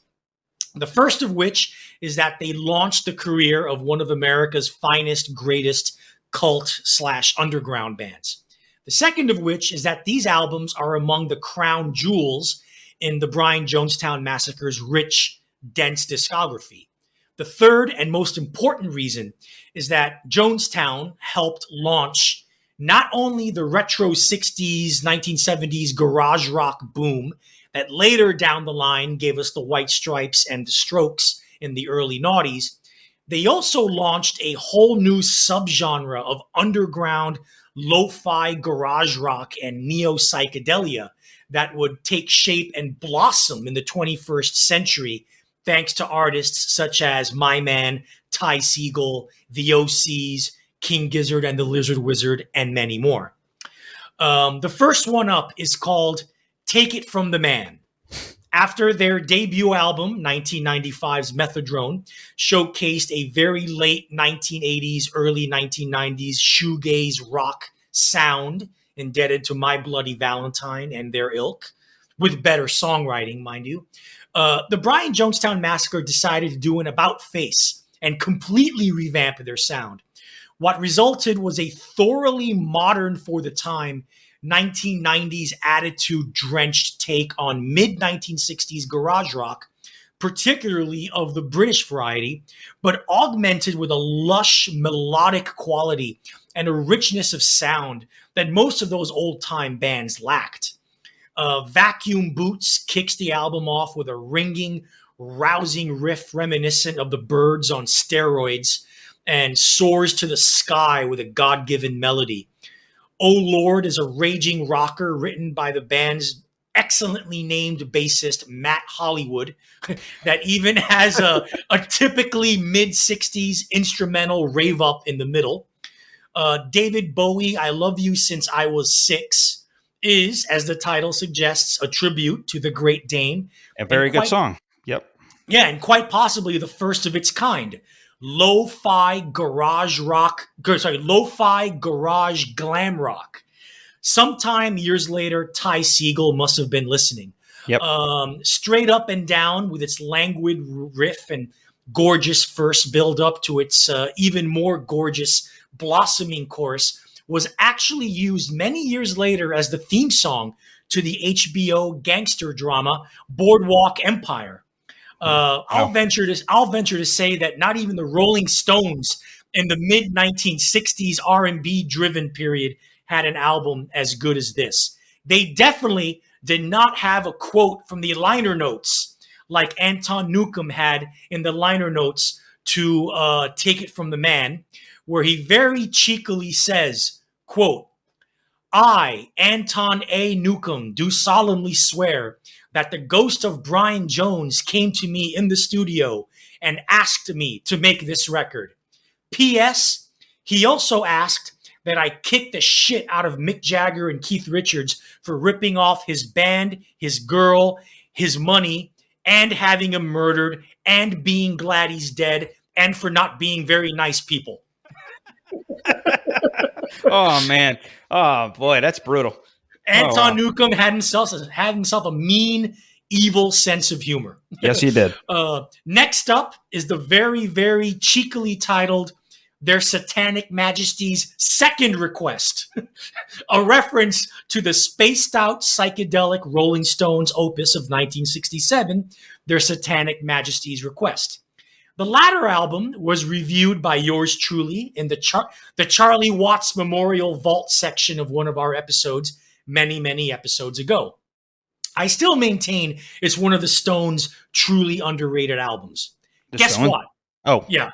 This album. Okay. Yeah. Gotcha. Okay. But guess what? It is not as good as what the Brian Jonestown Massacre accomplished on this spaced out psychedelic opus. There are several classic 5-star albums in the BGM's discography, and this is one of them. The album is a swirling orgy of exotic musical arrangements, including sitar, tabla, didgeridoo, viola, glockenspiel, woodwinds, French horn, tuba, electric and acoustic guitar, mellotron, acoustic bass, farfisa organ, Echoplex feedback generator, and, as Anton Newcomb says in the album's liner notes, weird fucking Chinese shit. None of this exotica, none of this would matter if the album weren't held down by superb songwriting and heavenly melodies. Donovan said is sublime psychedelic folk worthy of the song's legendary 1960s namesake, only with a dark menace that Donovan himself could never muster. In India U takes classical Indian arrangements and revs it up, all of it with a speed and intensity usually reserved for revved up garage rock. The shifting tempos and beautiful acoustic guitar arrangements that dominate the song Jesus only take a backseat to Newcomb's audacious lyric, quote, "I've got the Virgin Mary naked in my bed, and I've got sweet Lord Jesus in my head." Yowza!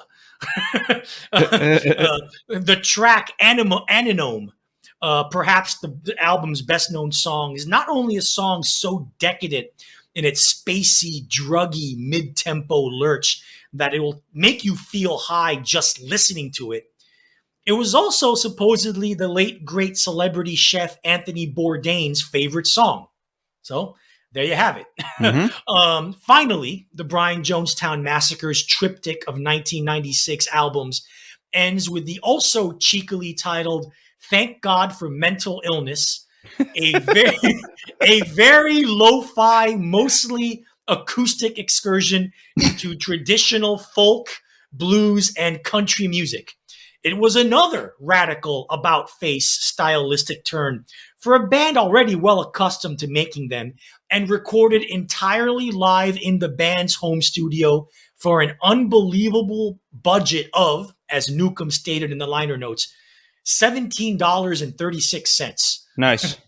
Of course, this being the BJM, even a turn towards straightforward old-time music isn't as straightforward as it would seem. There's an eerie spectral quality to Anton Newcomb's vision of American roots music, not unlike that of Skip Spence's 1969 cult classic of bizarro outsider folk, or also covered in this podcast's Vault segment many episodes ago. This is a big Vault remembrance party here. No shit.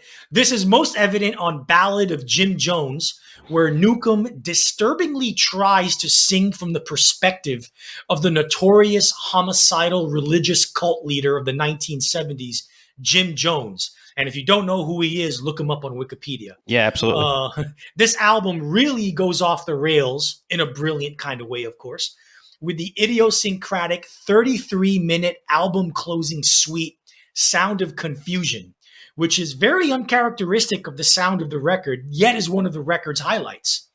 What begins with an outdoor 5-minute recording of a religious maniac preaching fire and brimstone Jesus talk to motorists passing by segues into the beautiful lilting folk rock ballad Fire Song. This leads into the very British-sounding pop rocker Fuck Me for Fucking You, which wouldn't sound out of place on any of the Britpop albums of the time. Nope. This leads into Spun, a more typically Jonestown-esque piece of psychedelic pop that is one of Newcomb's sweetest, most exquisitely perfect pop songs ever. This leads into Kid's Garden, a tense, slow-burning, menacing piece of alternative rock that's very reminiscent of the Velvet Underground circa 1969. This improbable suite climaxes with the aching, yearning shoegazer drone of Wasted. So, with 3 albums, the Brian Jonestown Massacre that they released in 1996, Anton Newcomb pretty much mapped out the parameters within which the band would work for the next 12 years, creating a tapestry of rich sounds, perfectly crafted songs, and eclectic influences that collided in unexpected and unexpectedly compelling ways. So, Chris, are you thanking God for mental illness? Oh, I thank God for mental illness every day and have for at least 23 years, 24 years. Yay, psychotropics. Anyway, that was a very good, very thorough coverage of those 3 albums. Here's what I would say. For as much sweep as there is there and this sort of this mix and match, pick your 60s vibe here, kind of back and forth. To me, this band stuff, it's all grounded in the same blueprint. There is an intertwining of a beat and a mood that are distinctly Anton Newcomb's. And it just gives their stuff a hypnotic, magnetic power. And I mean, seriously, it's like very tribal, and it's the kind of thing you get caught up in that rhythm or that groove, and just that pocket, and it's incredible. There's just a unified musical vision throughout these albums. Yes, Anton Newcomb was kind of a nutball, but he knew what he was doing musically. Couple of just general comments about Brian Jonestown Massacre. That was probably, I haven't done live shows much in the last 15 years. I've done some very small shows. The last good show attended by more than 1,000 people, Arturo and I went to this together. It was at Terminal 5 in Manhattan. It was like, 2008 or 2009? 2008. And to this day, one of the best shows and one of the most entertaining shows I've ever attended. And that was mainly because of the band's tambourine guy, Joel Guyon, who evidently had a strong role to play in making sure that the band and Newcomb kept its shit together enough to actually get good press and to actually sell records. But Guyon is most well known as the guy in the middle of the stage with the tambourine over his head, the coolest looking guy in those mysterious aviator shades and denim jacket outfits, just never breaking character and slapping that tambourine. When you go to a Brian Jonestown Massacre, for me, I could not take my eyes off that motherfucker. It was just amazing, an amazing experience, amazing visual for that. On this episode, Chris and I analyzed the fantastic year of 1996 and its all-time great albums and era and generation-defining concerts. On the next episode, the fourth golden age of rock will draw to a close and take us to 1997. Radiohead basically reinvent the entire genre of rock music with the progressive and art rock classic OK Computer, one of the most influential and greatest albums of all time. In doing so, did Radiohead effectively kill off rock music by setting the bar too high? The Prodigy and the Chemical Brothers bring techno and electronica into rock radio and the pop mainstream. Sarah McLachlan follows in Perry Farrell's and John Popper's footsteps to create Lilith Fair, an all-female artist touring festival. The Verve released one of the greatest albums and singles of the decade, only to find themselves royally screwed, legally and financially, by the Rolling Stones' former manager. And the year proves to be a phenomenal year for all-time great indie rock albums by the likes of Pavement, Built to Spill, Modest Mouse, Sleater-Kinney, and Yo La Tengo. Join us next time as we delve into and celebrate what a great year for rock it was 25 years ago in 1997. Man, we're getting old. Now, speaking of garage rock reverence, this formerly known grunge band injected a little bit of garage rock in their sound and came up with a masterpiece that silenced all their naysayers. Who is this, Chris? Yes, we are talking about Stone Temple Pilots, who in 1996 were the last grunge band standing, which is kind of a funny thing to say because by then they were anything but grunge. Well, Pearl Jam was still around. Yeah, Pearl Jam was still around, but what I mean is, and I'll get into it. I mean, basically, this was kind of the grunge as a thing in the mainstream was dying, and even then, Pearl Jam wasn't really much of a grunge band either. But anyway, so let me talk about this. So, Tiny Music: Songs from the Vatican Gift Shop. Really lovely title. It's this band's best record and one of the best rock records of the second half of the 1990s for sure. Now, as our faithful listeners will remember, at the end of 2021, we produced an episode called In Defense of Stone Temple Pilots. We argued then that these guys were the most disrespected band of their era. For a deeper take on the band, please revisit that episode in our catalog. Yes. But we will revisit the Tiny Music record here. So the development and evolution of this band between their still really good debut album from 1993, Core, which is most famous for the single Push, which was lazily dismissed at the time as a Pearl Jam knockoff. The evolution from that to the release of this gem was astonishing. Here, they bust out the Bowie glam and the bossa nova swing in equal doses. It's a really eclectic record in that sense.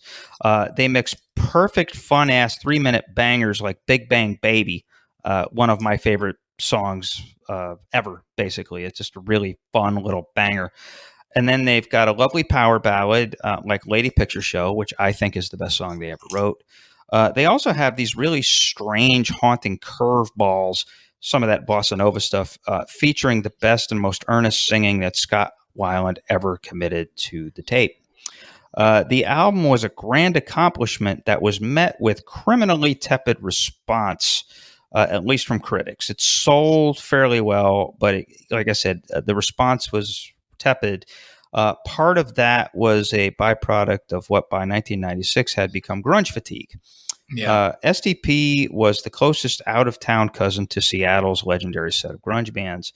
However, by the middle of 1996, those bands had either disintegrated, had been put on permanent hiatus by heroin addiction, or had sabotaged themselves with disjointed declarations of odd independence on record. We're talking about Pearl Jam there. They released No Code, which again was a brilliant record, but definitely disjointed and definitely checking out on the whole.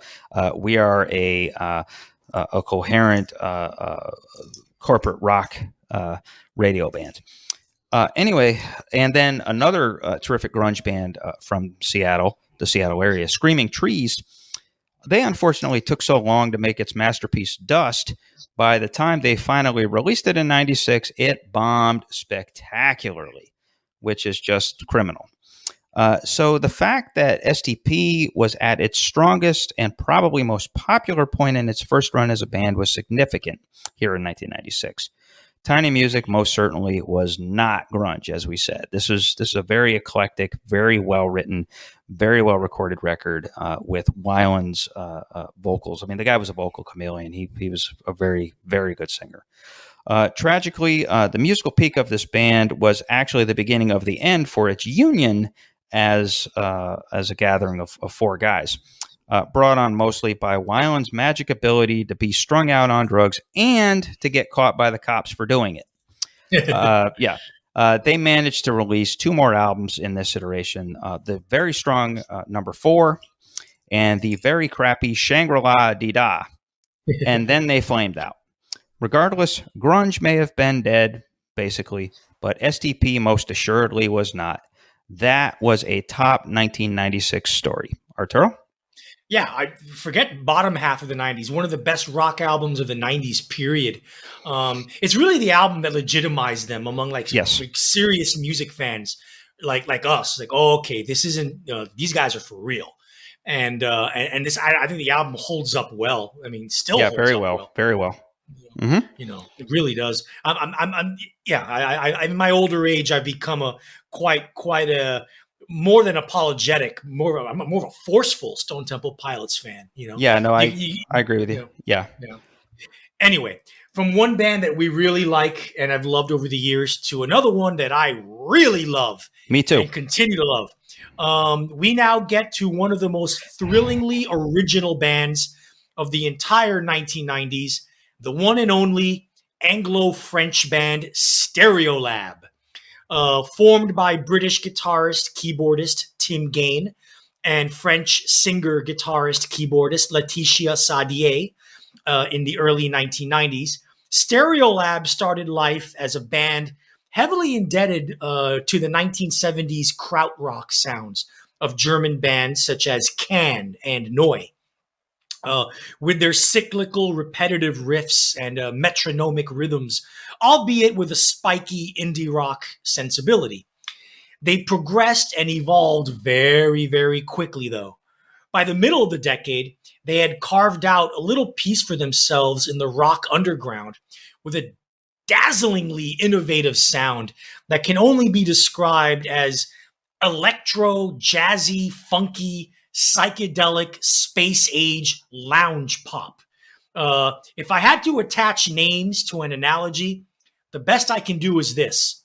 Imagine Caetano Veloso in his 1960s experimental Tropicalia phase, joining forces with Burt Bacharach, and they transport themselves 100 years into the future, where they in turn join forces with space alien musicians whose only exposure to Earth music is radio signal transmissions of Pet Sounds era Beach Boys, Can, and George Clinton's Parliament Funkadelic. Wow, that's a wild, that's wild imagination right there. That's a lot to digest. And Stereolab's intoxicating brew reached its apotheosis with 1996's Emperor Tomato Ketchup, an album of such sonic richness, compositional sophistication, and innovatively layered textures that, at the time, only Beck and arguably Portishead were playing in the same stratosphere of groundbreaking originality. Lyrically, Stereolab were known for their surrealist imagery and their far-left political messaging, mostly sung in French. While that's all cool with me, with music this rich and awe-inspiring, who frickin' cares about the lyrics? Nope. I can sit here and describe individual songs, but I won't. This is an album that needs to be listened to as an album in its entirety, from start to finish, in order for you, all you listeners there, to appreciate the splendor of Stereolab and their unfolding tapestry of retro-futurist, sci-fi, avant-garde space pop. Oh yeah, And for added effect, light one up while listening. Chris? Well, yes. Green test personified. I think you hit the nail on the head. It's not really worth breaking down it by song. You can look at this as being akin to a classical composition with movements. Yeah. Because it really does have this flow to it, and you're right. It is this sort of creature of another world in some other galaxy. Yeah. It really is an amazing blend. Really, I mean, if you think about it, 94 and 95 were really the watershed years for what you can call EDM rock, especially the year before. You had Tricky's Max and K and Moby's Everything Is Wrong getting a lot of coverage. Obviously, the next year you would have Prodigy breaking out. But this album's better than all those. I think it's even better than Portishead's Dummy. Not by much, but it is. There's an aesthetic to it, with the female French vocals and the mixture, like you said, of just sort of the organic acoustical instrumentation combined with all of those to quote or to evoke the name of another Stereolab album. All those dots and loops.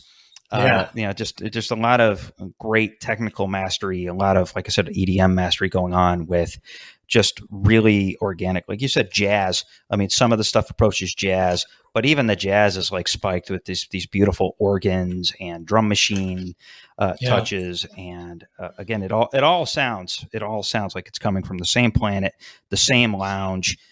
With folks, where all the guys wear wide collars and big medallions, and all the women are in knee-high boots and hot pink mini skirts. And they're all speaking French. And they're all speaking French.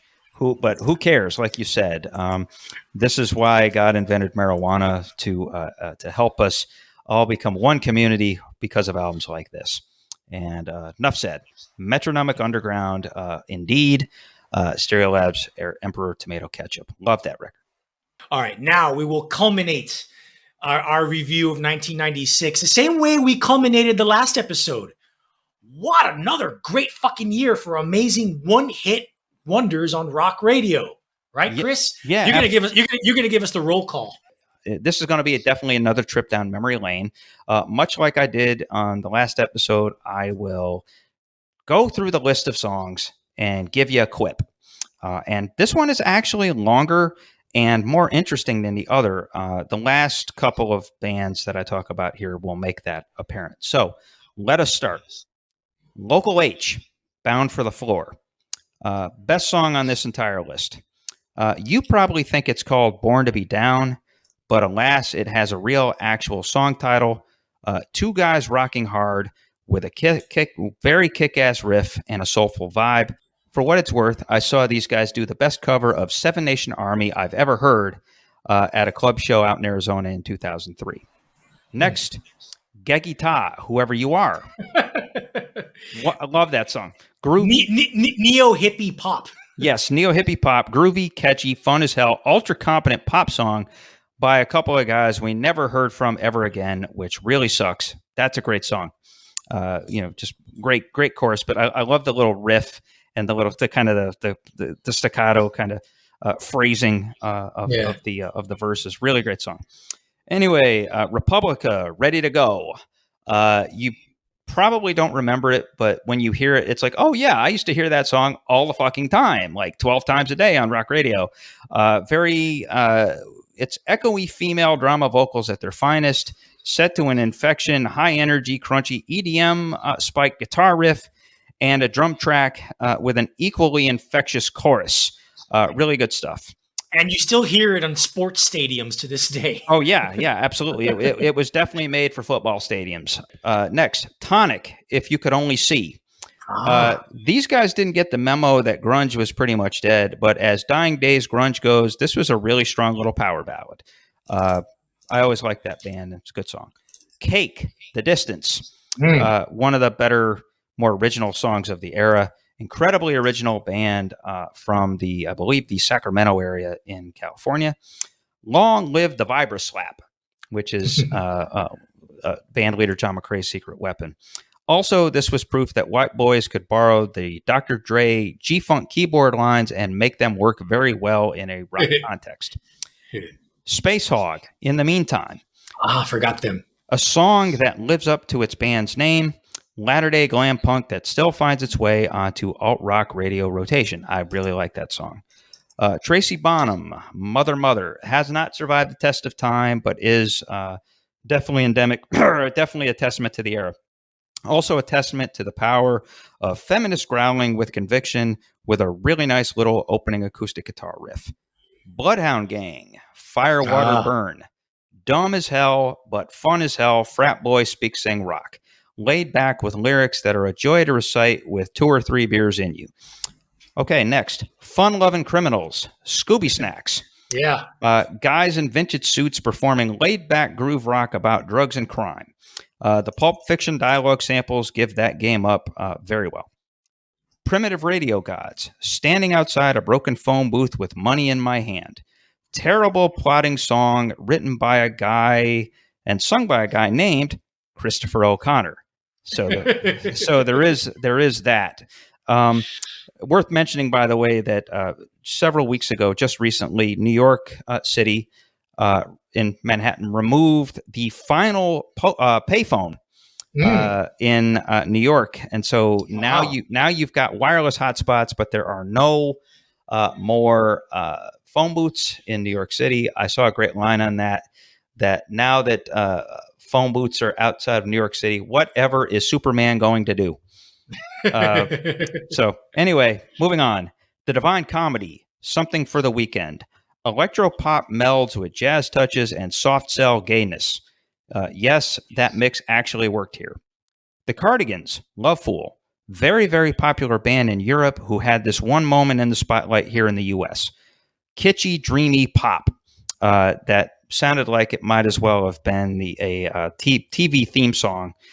Like if they had made a remake of Bewitched, this probably would have been the theme song. Soul Coughing, Super Bon Bon. Yes. Mike Doty is a bright, funny dude who fronted an awful band that somehow scored a big hit with this sort of funky but still awful nugget. Doty, though, he's a very interesting guy, good writer, does a lot of writing on the side. My favorite line from him, Robert Christgau gets paid to write about his mail, which I love that line. Okay, Jewel, Who Will Save Your Soul? Hippie chick from Alaska. She had hits, though. She had more than one hit. Sort of. I mean, she had a couple. I mean, kind of low level. Who Will Save Your Soul? And she had that other ballad that was like really a bigger hit than that one. Yeah, a couple years later. Yeah, I know. That was her mainstream swell. Worth mentioning her, hippie chick from Alaska who scored this massive hit that no one could avoid, and she looked primed for a long, successful career. Too bad she basically flopped as a conventional pop star, packaged pop star, and then her mom stole most of her money. Poor girl. Goldfinger, Here in Your Bedroom. Forerunners of the mainstream ska pop revival, catchy but marshmallow fluffy. Baby Bird, You're Gorgeous. Really clean lead guitar line and striking, moody, British-ish vocals. Kind of sounds like the band James, but James never wrote a song this good. Right. The Refreshments, Bandidos. Arizona band scores a quirky hit that sounds like it was made out in the desert. Roger Klein, the Refreshments band leader, mastered this narrow rock lane for many years. The King of the Hill theme song, that's his band. That's this band, Refreshments. Okay, and then finally we have 2 bands that I guess technically are one-hit wonders, but they transcended that label greatly in the years that followed. There is Eels, Novocaine for the Soul, right, which had its moment in the sun on MTV. Eels, he's gone on to have just a tremendous string of these spooky, weird but beautiful. What would you call them? Folk rock albums, or these sort of lo-fi indie records. I would call them alternative pop or something like that. That's kind of what they are. Yeah. What's that guy's name? Mark Everett? Is that his? Mark Everett. Yeah. I'm a big Eels fan. Yeah. No, me too. I mean, he is technically a one-hit commercial guy, but his career transcends one-hit wonder status. Fine. And then there was Not a Surf. Who had the song Popular. Now, this is astonishing because this silly, flippant, little phony grunge song gave no hint that like 5 or 6 years later, these guys would emerge as clearly one of the best bands in America, capable of writing classic pop tunes. Check out especially 2002's Happy Kid. Really great song. Again, since then, they're still one of the better bands out there now. And then as a bonus mention, not a one-hit wonder, but can't really complete a 1996 retrospective without a little mention or a little discussion of A Long December by Counting Crows, which these days has actually gained, it's not even ironic status, it's gained a new popularity among Gen Z and younger millennial types. And for good reason. It is basically a perfect power ballad. Steeped, obviously influenced by the band, but a tremendous, we said that earlier that Maynard Keenan really hated LA. And basically so did Adam Duritz. And so, this is One More Night in Hollywood, out there in the canyon. He's very solemn because he has lost his love, and one of the best songs of the year, for sure. So had to put that in there. And one more that I just thought of now. Yeah. This is a legendary underground band, and their only hit, the Butthole Surfers with Pepper. Oh, yeah. Yeah. Was that 96? Yeah. Yep, that was 96. Oh, okay. Yeah, there you go. The Butthole Surfers, one hit. Yep. They're a legendary underground band throughout the 1980s and the early 90s, but this is their one moment where they actually had a commercial hit on the radio. Hey, good for Gibby Haynes, who at one point was a roommate in rehab of Kurt Cobain's. Gotta love him. And with that, we have now come to the end of our windy-bendy revisitation of 1996. And so at this point, we always, we recommend folks join our Curmudgeonly community on Facebook. You can find that at facebook.com/curmudgeonrock. Lots of good discussion and sort of interesting stuff that goes on there. You can also hit us up with thoughts and random musings at curmudgeonrock@gmail.com. We'd love to hear from you. So, folks, we're nearing the end of the fourth golden age of rock. We'll be talking about 1997 in 2 weeks. Me, personally, I remember loving albums from Wyclef Jean and the Chemical Brothers that year.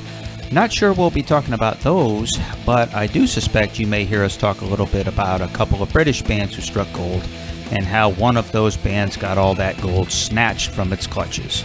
Enjoy the beginning of summer, if not Don Henley's The Boys of Summer, everyone. Take care.